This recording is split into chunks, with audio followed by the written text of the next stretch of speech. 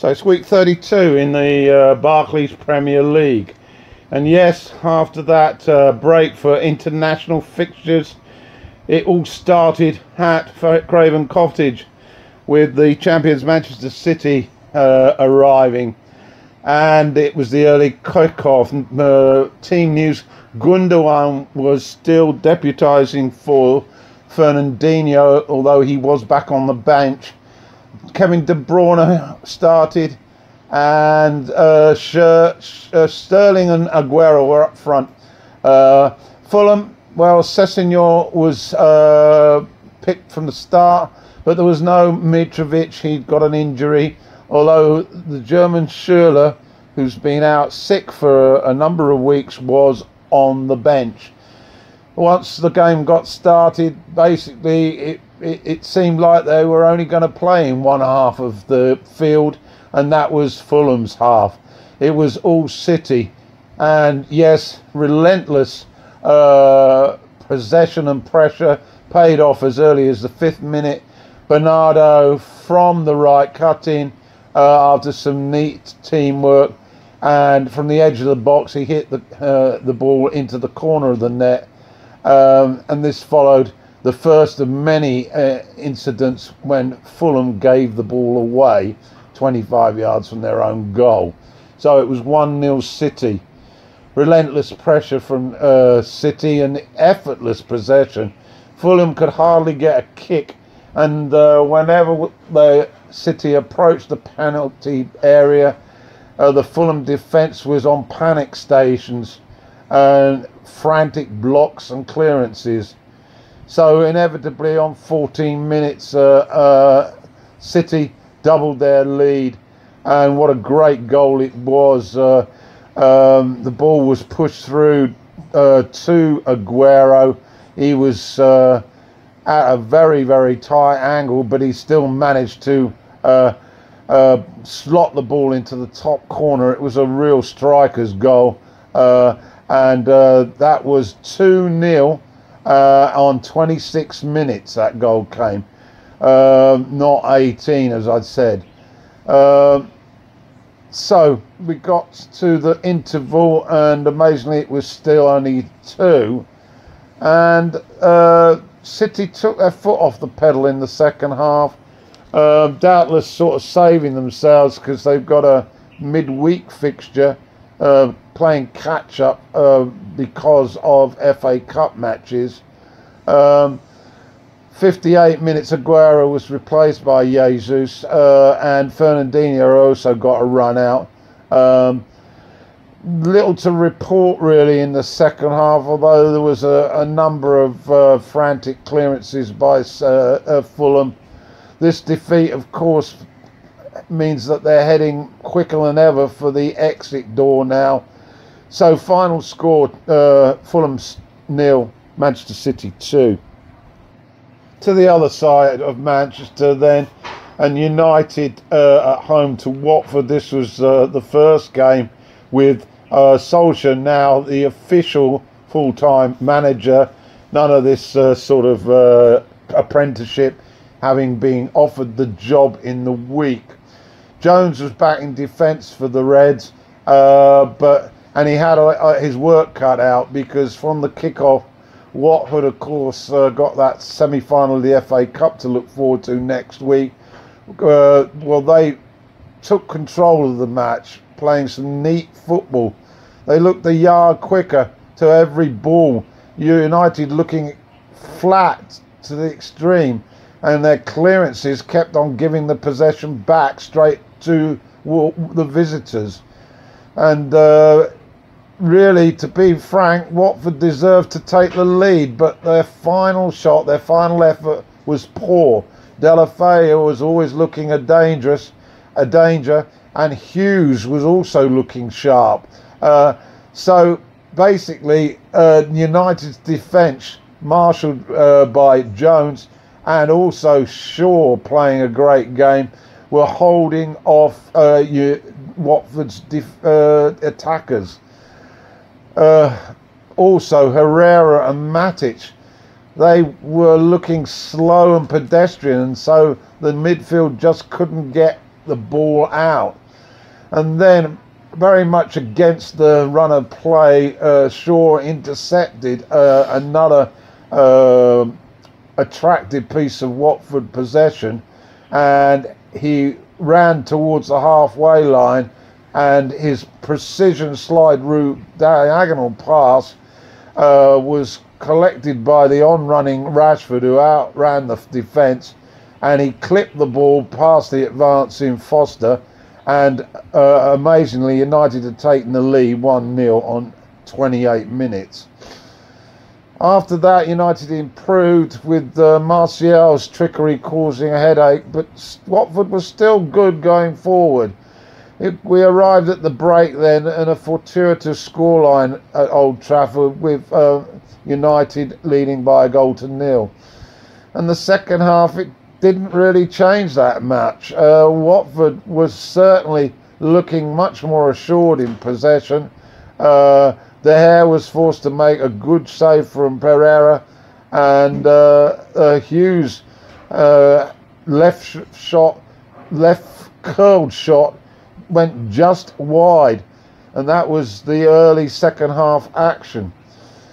And then on 72 minutes, United finally put a few passes together. Martial was involved in the build-up, and he met the cross from the right, fumbled the shot, but he managed to turn on it quickly and prod it over the line, and United were 2 up. Really did flatter the Red Devils. On the final whistle, Doucouré got one back after some neat football involving a nice wall-to-wall pass, which left the scoreline a more realistic reflection on the play. But United held on. Solskjaer got his win, and in interview he was very realistic about the result, saying that they were fortuitous. But anyway, the Reds now up to 4th, winning this one by 2-1. Turf Moor then, Burnley, desperate for a win to try and give some breathing space above the bottom 3. We're at home to FA Cup semi-finalists Wolves. Team news then, Hendrick was in for Deitch. It was Deitch's 300th match in charge at Turf Moor. Quite a milestone.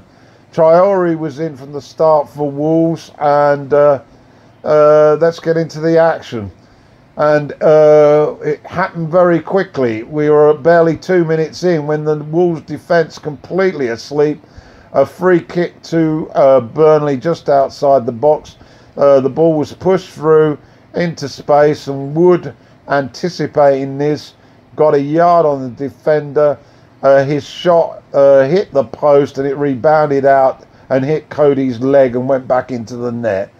An own goal, but Burnley deservedly 1 up. After that, Wolves improved. Johnny Strike had the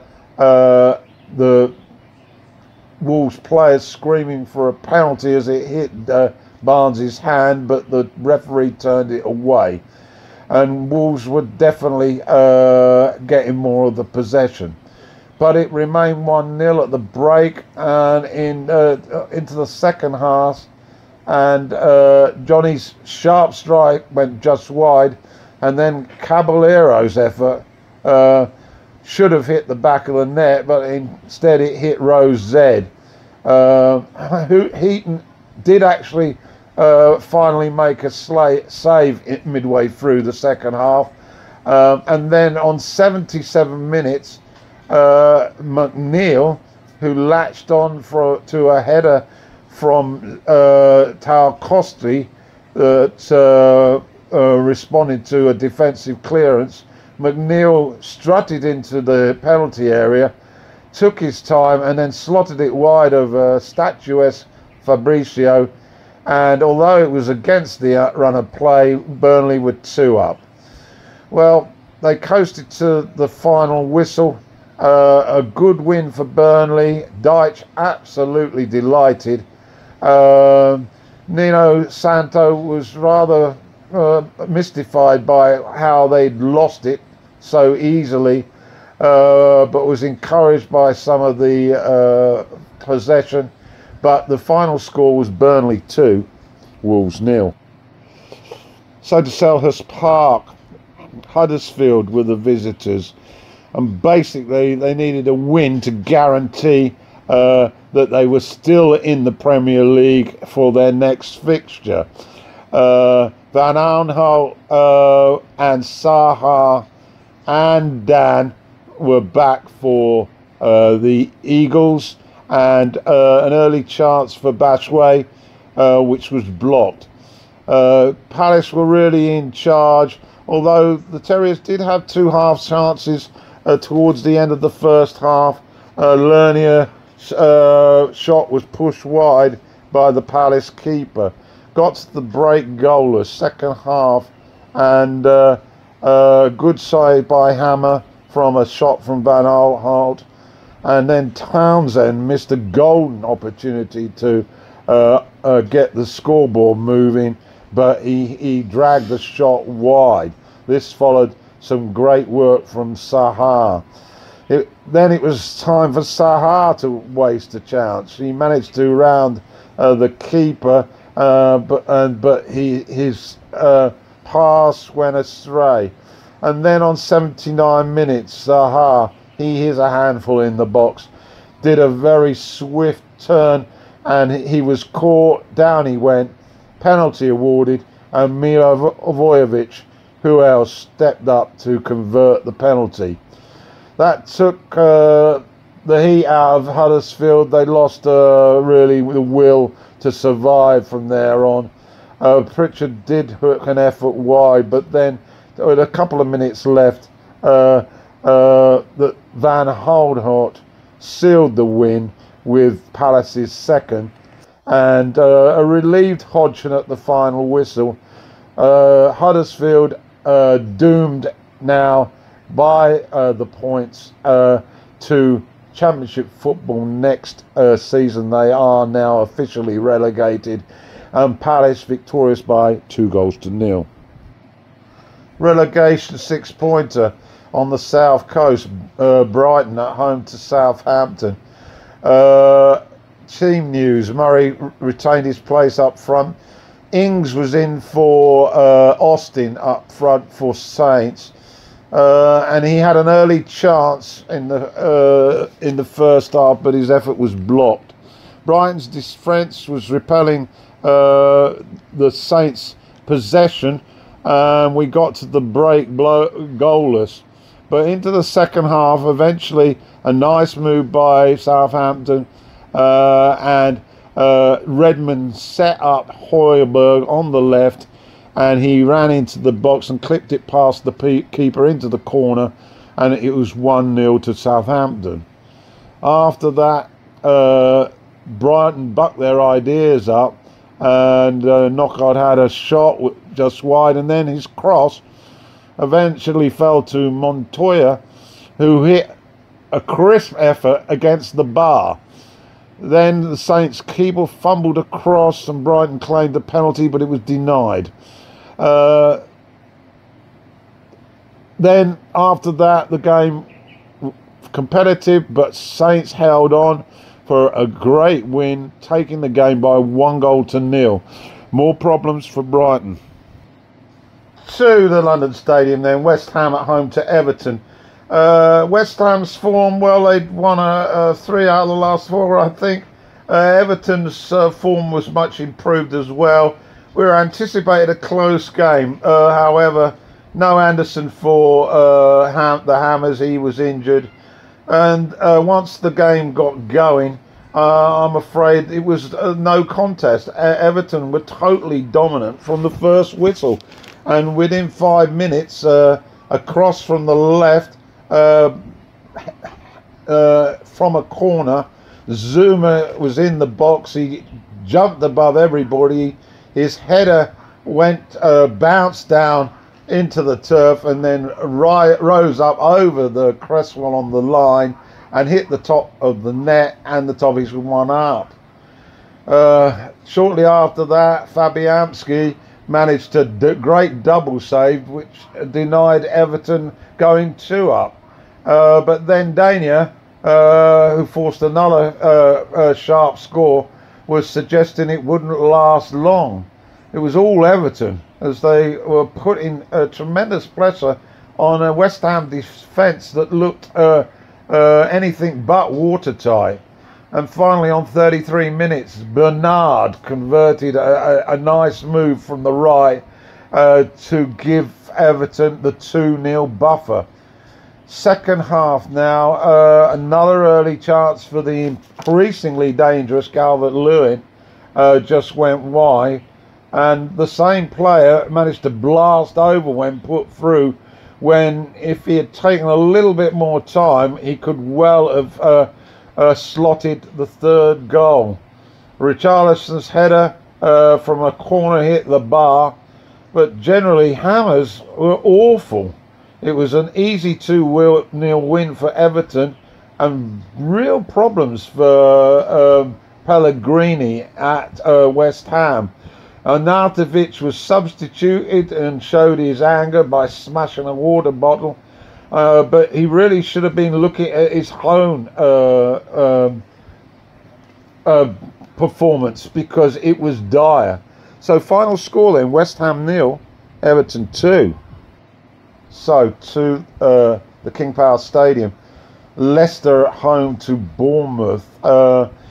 There was another emotional day at the King Power, as we'd just gone past 100 days since the death of the chairman, and there was a cremation in the week in Thailand for him.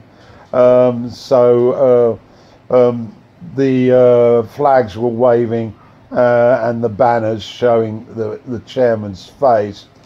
Once the game got going, Morgan was in for an injured Maguire, and once the game got going, Leicester were totally dominant.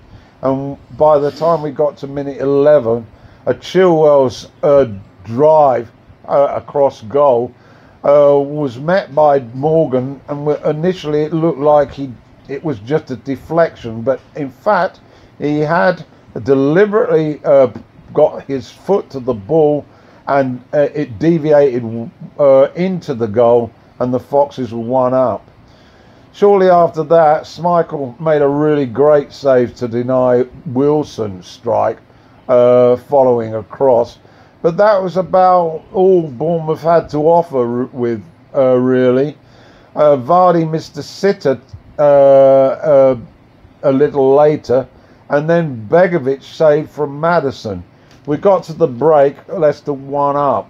Into the second half, and it was more of Leicester dominating the match. And eventually, on 82 minutes, a neat cross and Vardy's glancing header went past Begovic, and that was 2-0. Following good work by the Belgium Tielemans. So an easy win for Leicester, and Brendan Rodgers absolutely delighted. Leicester taking this game by 2-0.